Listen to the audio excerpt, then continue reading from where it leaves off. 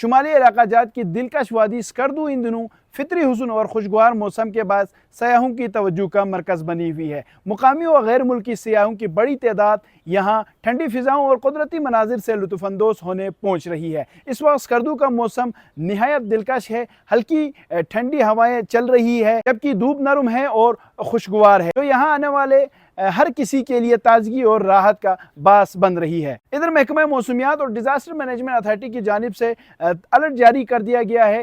26 جون سے 29 جون کے دوران گلگت بلتستان کے مختلف علاقوں خصوصاً اسکردو میں تیز ہواؤں گرج چمک کے ساتھ وقفے سے بارشوں کا بھی امکان ظاہر کیا گیا ہے۔